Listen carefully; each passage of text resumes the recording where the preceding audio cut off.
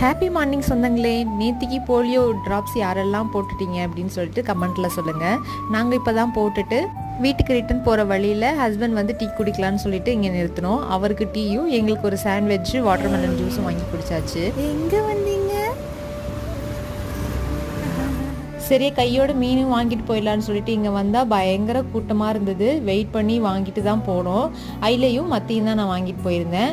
மிளகாத்தூள் வீட்டில் தேடுற ஸ்டேஜுக்கு வந்தாச்சு. ஆனால் நான் பொருள் வாங்கி 1 வீக் ஆகி அதை காயப்படாமையே வச்சுருந்தேன். இன்றைக்கி எப்படியாவது காய போட்டுறணும் அப்படின்னு சொல்லிட்டு எல்லாத்தையும் எடுத்து ரெடி பண்ணிகிட்டு இருந்தேன். மாடியில் வச்சா புறா வந்து சாப்பிட்றது, கீழே வச்சா மாடு வந்து சாப்பிட்றது.